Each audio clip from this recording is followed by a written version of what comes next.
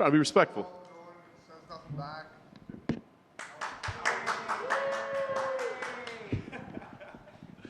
Well, Jared, I mean, this was always a big fight from the moment it got announced, right? But now co-main event, pay-per-view, I mean, big time. I don't know, does this have a special feel about it? Yes, it does, definitely. Super excited. Eyes are on us, and I think, I think we are the true main event right now. Not to take anything away from the main event, but those guys are really stoic, and I'm not the most charismatic person at times, but Paddy sure is, and I think it's going to be a great fight. Super excited, can't wait to get in there. What do you make of that? I mean, obviously, he's a charismatic dude, right? He brings a lot of attention. You kind of blue-collar, grinding in the shadows or whatever. So, I mean, what do you think facing a guy like this, boisterous like this? I think it's great, man. I think he's great for the sport. I like him. I liked him from the start, even before UFC when he was in Cage Warriors. And, to get a chance to get in there with someone like him, I put myself right in this position to be in this moment. Everything that I did, I walked left, I walked right, I lost, I won, and it led me right here. So it's just an opportunity that I have to seize, just like anything else in life, and that's what I'm going to do. Have you felt like a responsibility, I guess, to maybe come out of your shell a little bit or whatever, or to kind of be a little more out there in this role, in this fight? People don't really know me that well, I don't think. If you, hung out with me for a couple hours, you'd be like, this is not who, we think he is. But, I have a responsibility to, set a good example, I think. So, but, I could be fun too. Personality aside, what do you make of Paddy as a martial artist? I mean, there seems to be some debate at just how good he really is. Knowing that you've been watching him since his Cage Warriors days, what do you make of him as a martial artist? I think he's dangerous. I think he's unpredictable, and I think that he's got a lot of tricks up his sleeves, and he's a good grappler, and that was his base. But he goes for it standing. He kicks. Flying knees. Big punches. And this is MMA. This isn't boxing. This isn't, kickboxing.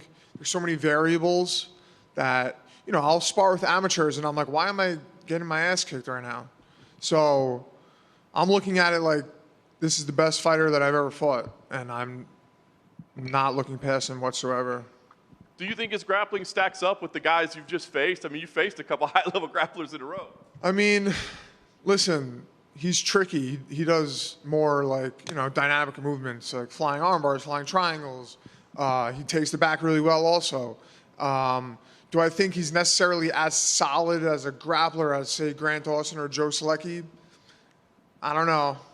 I guess I'll find out Saturday night, but I'm ready for it. And, people, I'm not subbing guys constantly, so people are like, oh, he's just a positional guy. But, I think that my grappling is up there with all those guys. So, fight's a fight, and I just got to be the man that shows up that night.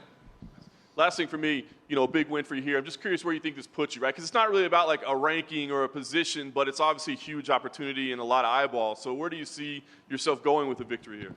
I think it gets me a shot at the top 15 at least, but you know how the sport is, man. 3 fights and you're champion. Look at Jiri, right? He had 3 fights, right? Or 4 fights, and he was who's to say? Who's really making those rankings anyways? So I'm not really worried about that, but obviously I want to climb the ladder, and, that's what I'm going to do.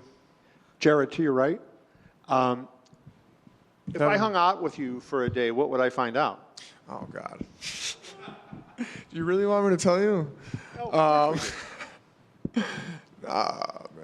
I don't want to go there. But, I had a whole other life, before I was trying to be an example for people. So I lived in a way that was, not necessarily the most holy or godly way. But, yeah, man, I come from New York.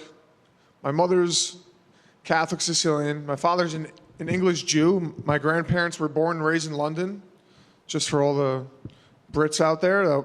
I'm half Brit. So, the household, the way we spoke, I've been cursing since I'm like 3 years old. So you could, use your imagination, and it's fun. We have fun. I wonder what, he got a lot of attention for that speech he made after the last fight, and I thought of you when he was talking about that because you've done a lot of stuff like that. And have you ever wondered why maybe you haven't taken off the way he did after that? He had that thing and kind of just blew up and gets a co-main event, and, you're kind of still, fighting that battle, right?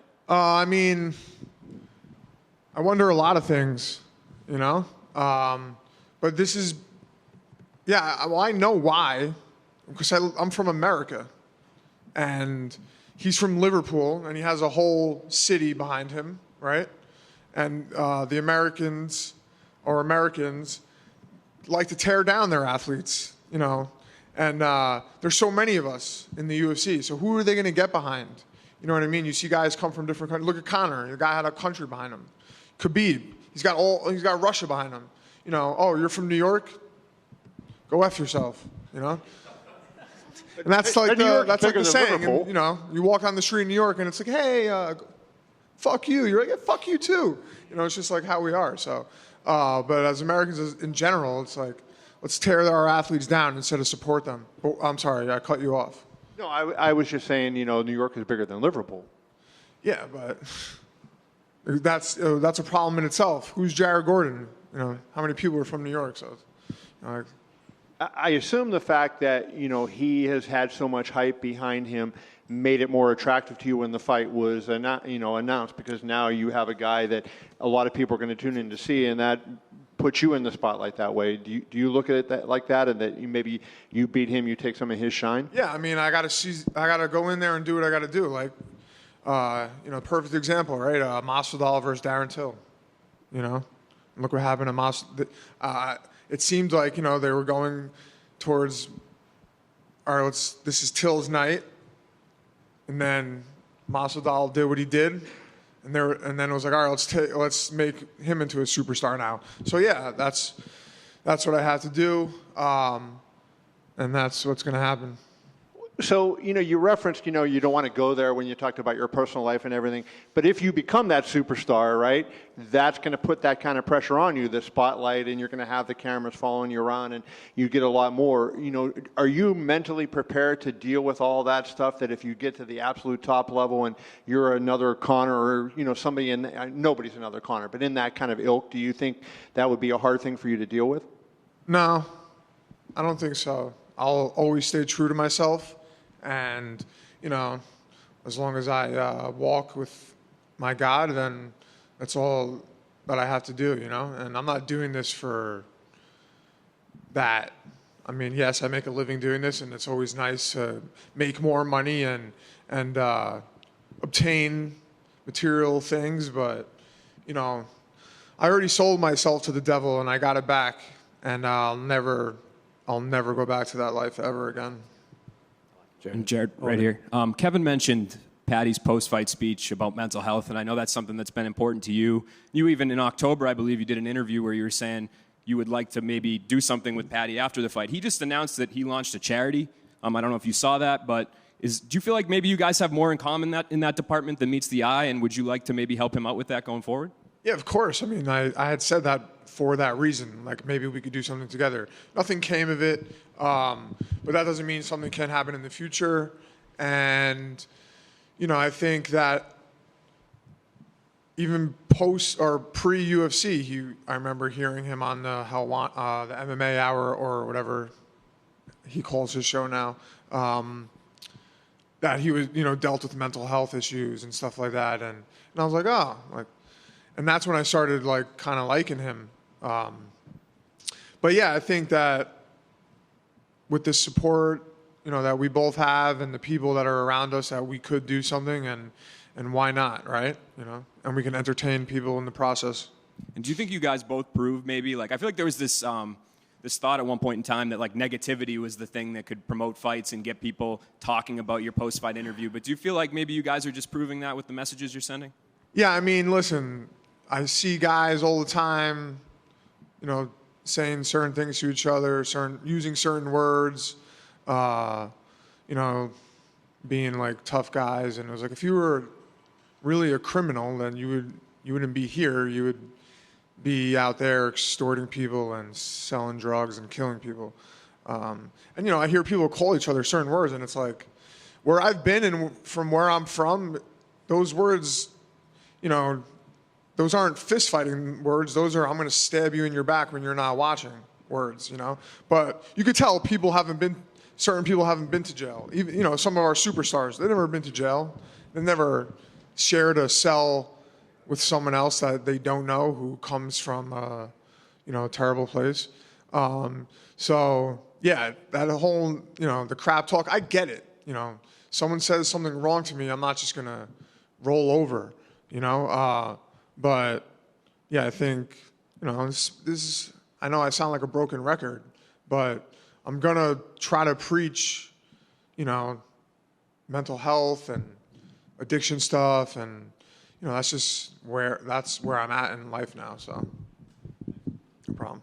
Jared, were you surprised about the backlash that you got when you said that MMA doesn't fulfill you? Oh yeah, dude. Went right over so many heads, you know, and it was like, yeah, I mean, I'll win a fight. Oh, this is my biggest fight, and then I win, and 3 days later, I'm like, well, now what do I do, you know?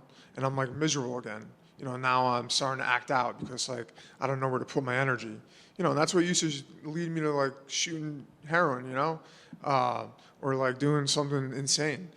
So, like, you know, the only thing that gives me that, you know, for the millionth time that I said this, is God, my wife, my parents, my friends. When I get to spend time with people, help people, that's what gives me lasting fulfillment. No matter what I do, MMA will never make me whole. And I'm going to retire. And what am I going to do when I'm 50 years old? People ask me, oh, what do you do? Oh, I'm an MMA fighter. No, you're not. No, you're not. What are you talking about? So, you know, you just can't put your value into something that's like not gonna last forever, you know. So